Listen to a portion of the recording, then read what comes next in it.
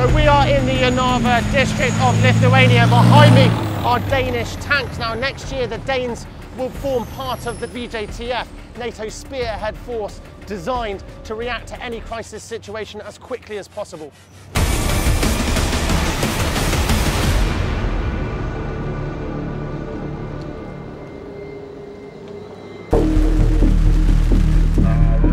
In a large-scale logistical operation involving air and rail, the Danes have brought 500 vehicles and 1,400 troops to this remote corner of Lithuania. This will be the Danish contribution to NATO's Very High Readiness Joint Task Force, or VJTF, from the start of next year. The past 10 years we've been heavily involved in Afghanistan, and this of course differs. Now we're training to fight an enemy that is equal to us, or in some ways equal to us. And it's not counterinsurgency, it's conventional warfare. So there's a difference to the exercise, there's a difference to the training, there's a difference to the readiness state at home. The idea behind the VJTF is to have an international task force of 5,000 troops ready to deploy within a few days in a crisis situation, such as an invasion of a NATO member state. A given response to a given crisis in a given scenario, that will depend on the scenario.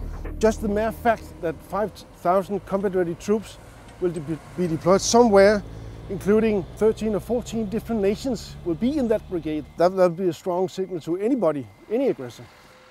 Next year, the VJTF will be led by the British, but the Danish will be one of the largest contingents.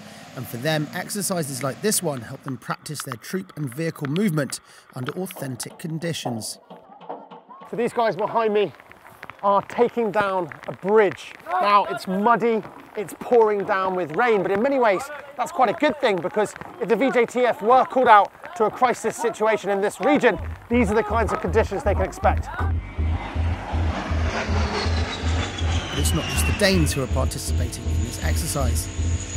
These planes are dropping off American soldiers who are going to be playing the invading force, attacking the buildings and woodland that surround this airfield. And waiting for them are Danish soldiers, and they're going to be practicing a defensive manoeuvre. Airplane C-130 was spotted over woodland airstrip in a direction east from it.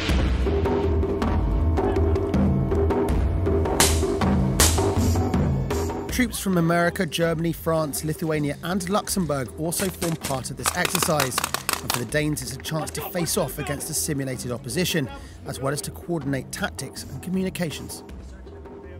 Today, what I've seen, they're quite good actually.